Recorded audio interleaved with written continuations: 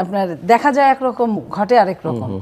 যে গণভোটটা নিয়ে এত কাহিনী, সেই গণভোটটার কিন্তু প্রথমে যদি হতে পারে এরকম কোনো মূল্যই ওইভাবে করতে হয় তাই করা। আমি যদি প্রথম থেকে বলি, গণভোটের বিপক্ষে বিএনপি ছিল এই কারণে, বিএনপি এইটার এই সংস্কারের বিপক্ষে না, যার নোট অফ ডিসেন্ট আছে দিয়ে দিয়েছিল। কিন্তু আপনি খেয়াল করেন নোট অফ ডিসেন্ট যেটা, সেটা সেই জায়গায় কিন্তু তারা শো করে নাই, শো করেছিল আরেকটা জিনিস। বিএনপি বলেছিল যেহেতু এইটা আপনার সংসদে যেতেই হবে, কোনো আর বিকল্প হতে পারে না, নাই, তো সেই হেতু গণভোটের কোনো প্রয়োজন নাই। আর এই গণভোটটা যদি করে, তাহলে এই গণভোটের জন্য আরেকটা গণভোট করতে হয়, গণভোটটা করতে পারবে কি পারবে না এটা করার দরকার ছিল। কিন্তু নিয়ম নীতির কোনো তোয়াক্কাই করে নাই। তারা যখন যেখানে দরকার অভ্যুত্থানকে বসানোর অভ্যুত্থানকে বসিয়েছে, যেখানে দরকার বিপ্লবকে বসানোর সেখানে বিপ্লব বসিয়েছে। আমরা যারা বিপ্লব, অভ্যুত্থান এবং গণতন্ত্র এটার মধ্যে মানে জাস্টিফাই করার জন্য আমরা কথা বলেছি, আমাদেরকে সাইবার বুলিংয়ের প্রচণ্ডভাবে শিকার হতে হয়েছে। সেই জায়গায় আপনার যেটা টিকলো, বিএনপি মনে করলো আচ্ছা ঠিক আছে, আমরা একটা নির্বাচন দরকার, নির্বাচনটা হোক, সেটার জন্য আচ্ছা যদি ওটা করলো একদিনেই করতে হবে, আচ্ছা করলো। যে 4টা অপশন দিল আপনার, সে 4টা অপশন কোনোভাবে একজন মানুষের কাছে এটা গ্রহণযোগ্যতা পাওয়ার কথা না।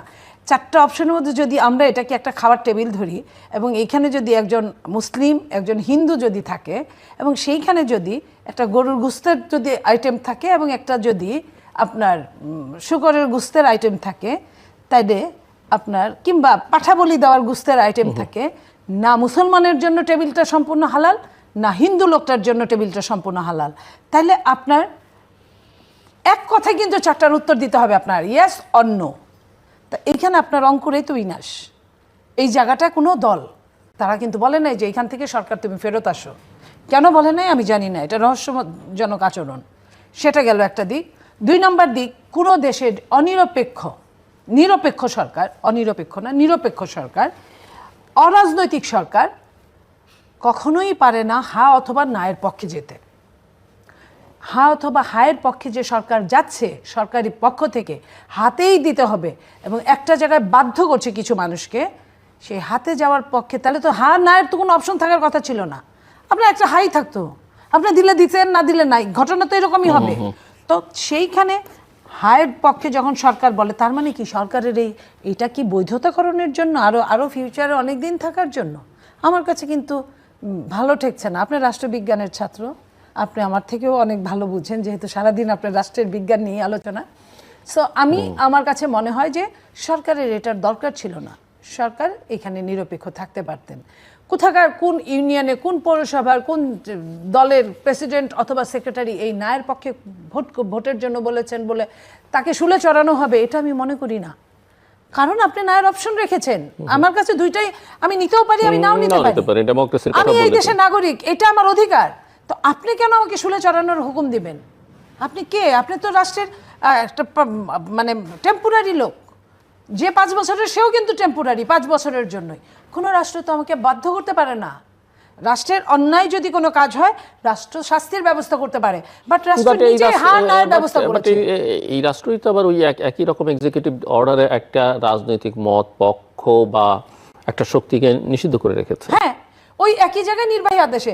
তাহলে রাষ্ট্র তো পারতো এখানে আরেকটা অধ্যাদেশ জারি করতে, এবং প্রমাণ করা ছাড়া, কোনো প্রমাণ ছাড়া, এবং স্বীকারও করে নাই। শুধু প্রমাণ না তা না, বিদেশে যখন প্রশ্ন করা হয় রাষ্ট্রের কর্ণধারকে, তখন বলে এটা স্থগিত।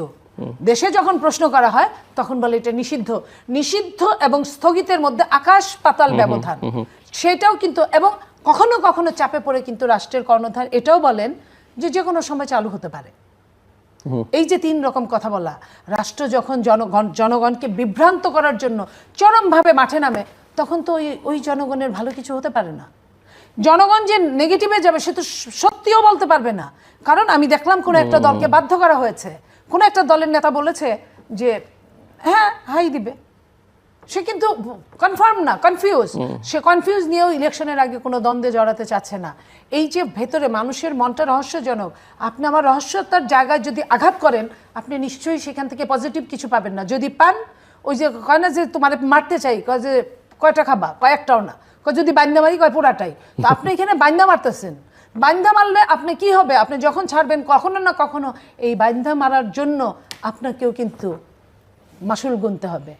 ইতিহাস থেকে কেউ পার পায় না, জি, অতীত থেকে কেউ পার পায় না। মিস্টার শামীম, আপনাদের মধ্যে বিভ্রান্তি আছে, যেটা নীলুফার চৌধুরী মনে বলছেন, যে এক ধরনের বিভ্রান্তি ছড়ানোর চেষ্টা আছে, এই যে কোন কে ইলেকশন করতে পারবে, কে পারবে না, গণভোট আসলে কতটা সংবিধান সম্মত, তারপরে এই যে 4টে প্রশ্ন, 4টের পেছনে আছে অসংখ্য প্রশ্ন, মানুষ আসলে ডিসাইড করবে কীভাবে? ইভেন ধরেন এখানে যদি 20টা ইস্যু থাকে বা 10টা ইস্যু থাকে, আমি 6টা এক ধরলাম, 4টা আমি একমত নাও হতে পারি, আমি মনে করতে পারি এটা আমার দেশের জন্য ক্ষতিকর, সেটা আমি কীভাবে বোঝাবো?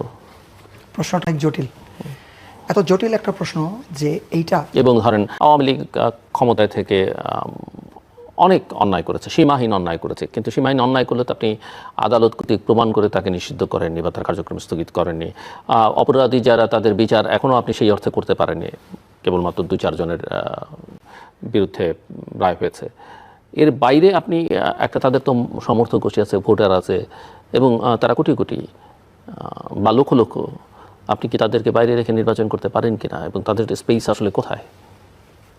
দেখেন, এই প্রশ্নগুলো এই ছোট্ট সময়ে এর উত্তর দেওয়া, এর বিষয়ে বিশ্লেষণ করা, এটা ভেরি ডিফিকাল্ট, আপনি নিজেও বোঝেন।